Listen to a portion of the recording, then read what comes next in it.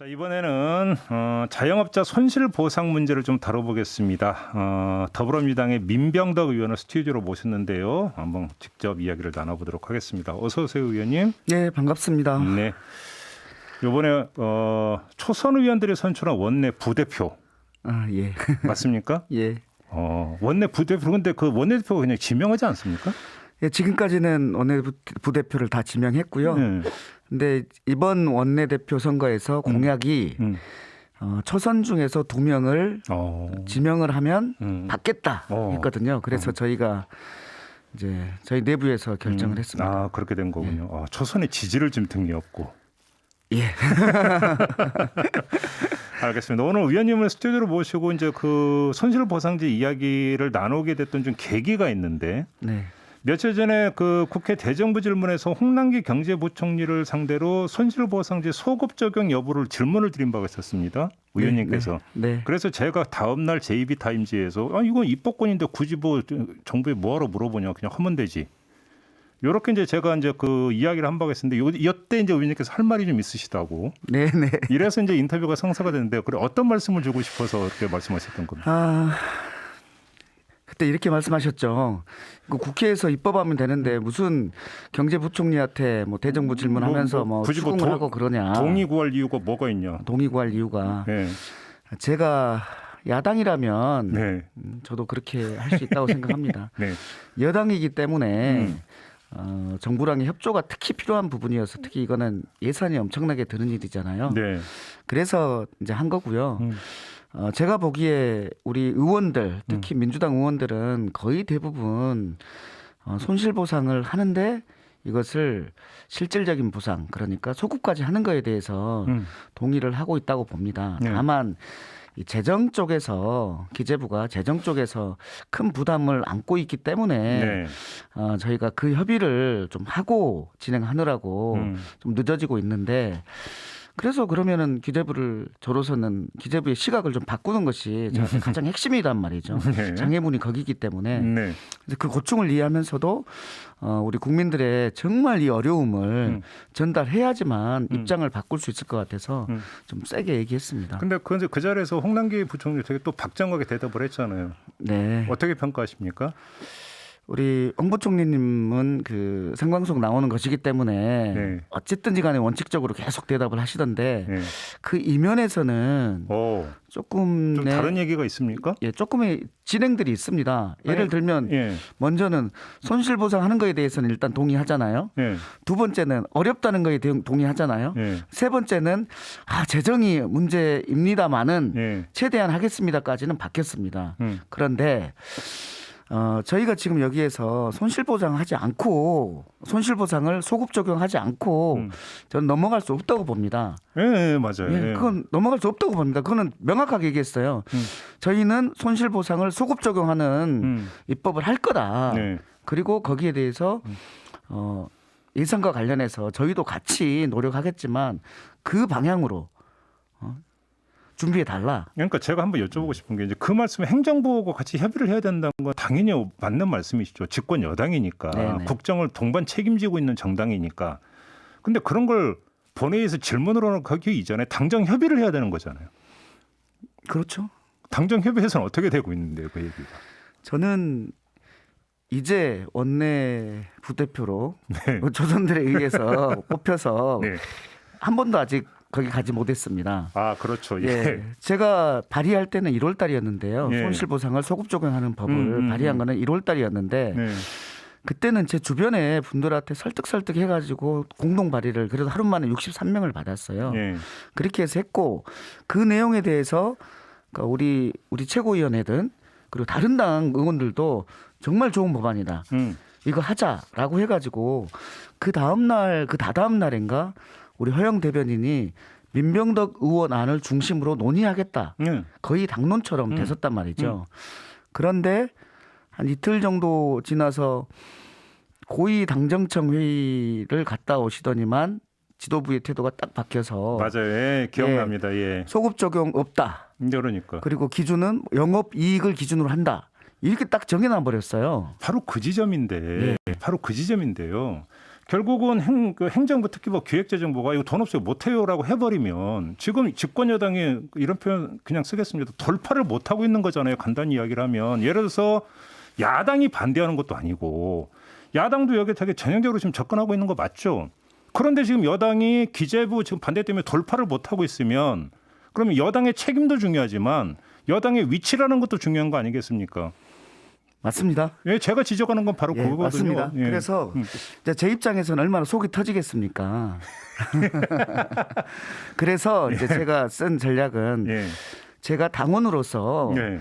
제 주장을 충분히 하고 그리고 결정되는 안에 대해서는 따르겠다라고 하면서 했더니 결정됐어. 고위당정청에서 손실보상을 소급 적용하지 못하고 그리고 기준을 매출액이 아니라 영업이익을 기준으로 해 이렇게 말씀하셔서 그다음부터 제가 준비한 건 뭐냐면 토론회를 하고 해외 사례를 수집하고 예. 이런 과정들을 통해서 4차례 5차례 정도의 토론회와 사례들을 수집해 놓고 예산 정책제에서 예산 추계하고 그다음에 이런 작업들을 다 한 거예요. 그리고 그것을 계속 뒤밀었어요. 알겠습니다. 그러니까 저는 근데 오히려 의원님께서 소급 적용 의지를 가지고 계속 일관되게 작업한 것은 평가를 받아야 된다고 생각하고요. 첫 번째. 네. 두 번째는 그럼에도 불구하고 이제 이번에 원내대표가 이제 처음 저 부대표가 처음 되시는 거고 이제는 평의원이었었고 아무래도 이제 관찰하는데 힘이 딸리셨던 부분이 있겠죠. 근데 그러니까 그러면 이후가 중요한 건데 지도부가 바뀌지 않았습니까? 그럼 지도부가 바뀌었으면 고위 당정청에서 안 된다고 했으니까 어쩔 수 없다 모두가 혹시 좀 변화의 조짐을 보이고 있습니까? 예. 선거라는 게 매우 좋더라고요. 오. 무슨 말이냐면 예. 원내대표 선거를 했잖아요, 최근에.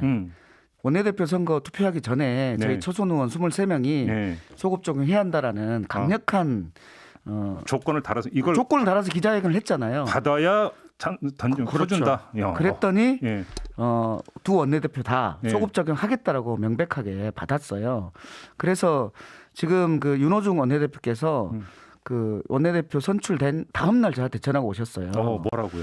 제 1호 입법청문회를 손실보상법을 가지고 하겠다. 어허. 이 TF를 만드는 데 있어서 예. 민병덕 의원이 간사를 해주세요. 오.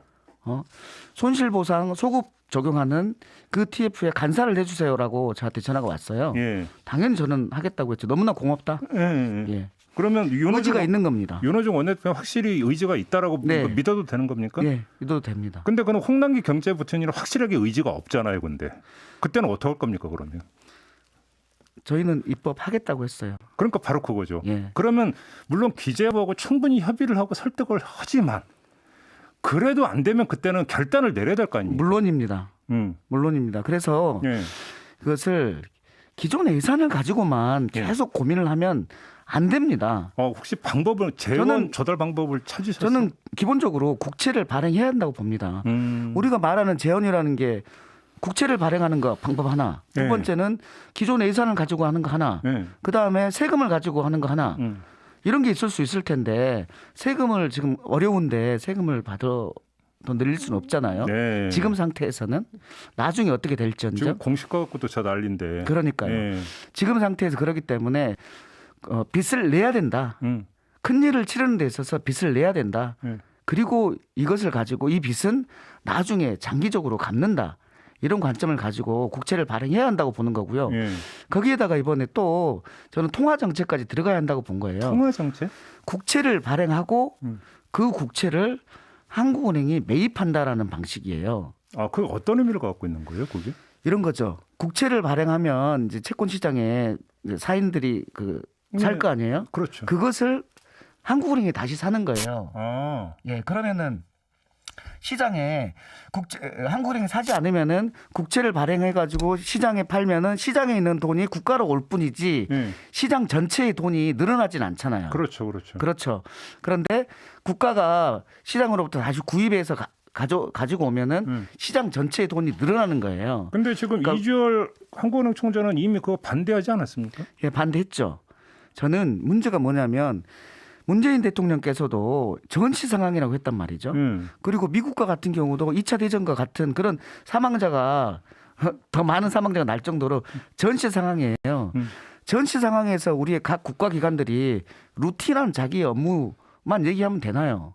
혹시 지금 그 말씀드리니까 퍼뜩 떠오르는 장면이 하나가 있는데 어젠가요? 당 지도부에서 은행들 갖고 뭐라고 한 적 있지 않습니까? 그렇게 돈 많이 버는데 당신들 뭐 하고 있냐? 이런 취지의 발언이 나오면 혹시 이게 이 맥락하고 연결이 되어 있습니까? 제 법안에는 그 네. 내용도 들어가 있습니다. 네. 은행들의 그 연대기금 출연과 관련된 것도 나와 있는데 그 맥락과 이 맥락이 뭐 그대로 연결돼 있는지는 잘 모르겠으나 네. 우리 윤호중 대표님께서 말씀하신 것 중에 하나가 금융정책, 통화정책을 통해서 하겠다라고 말을 했어요. 이게 이 내용입니다. 제 법안에 들어가 있는 재원 조달 방안에 대한 내용입니다. 네. 알겠습니다. 근데 이제 시간이 이제 거의 한 1분밖에 안 남았는데 아이고. 그럼 마지막으로 요거 여쭤볼게요.